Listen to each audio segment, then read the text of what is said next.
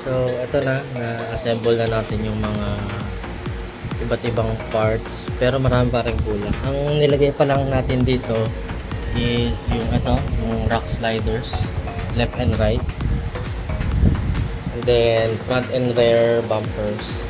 Tapos, ito palang bumper, ang nabili ko is for TRX4. Kaso, ang mga karamihan ng mga parts ko rito is for SCX10. Kaya, kailangan ko pa maglagay ng mga washers, mga spacers dun sa para sa bumpers para mag-fit tong itong front and rear bumpers natin. Kasi yung for example itong transmission mount SCX10 yan, iba yung size niyan.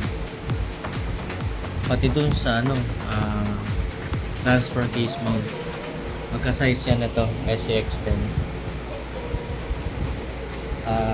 Ayun lang. So kailangan na lang natin mag-modify ng for exact fitment. Tapos sa battery, wala pa akong na-modify na rito na battery tray. Magkakat pa ako ng metal para dyan. At saka for mounting parts din. Kaya ito lang muna, pinapatong ko lang muna. Ito kasing battery tray na to, hindi ko type plastic, tsaka hindi rin exact fit tong itong 3S battery natin. Ito yung niya, yung tsura niya.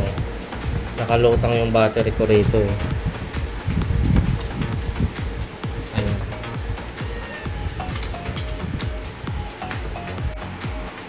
So, ito try natin panda rin. On.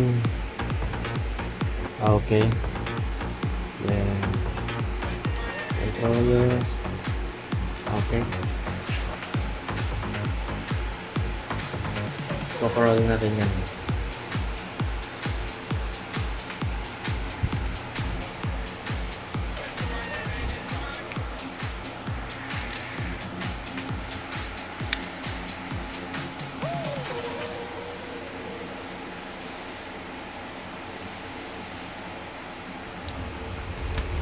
Kaya natin sa mga plates.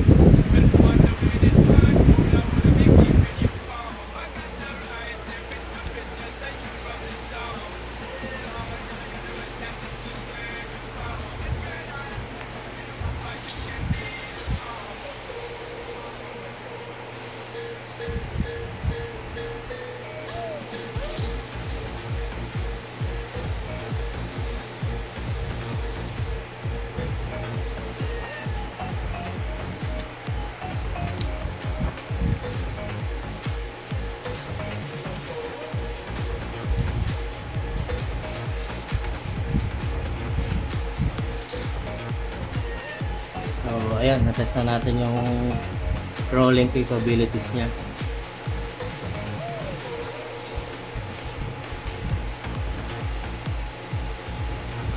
So, ang kulang na lang dito is body.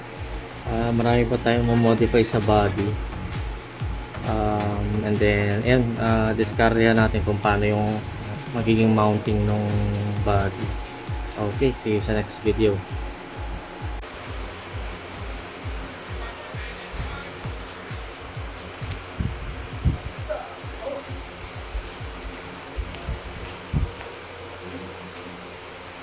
Gawin.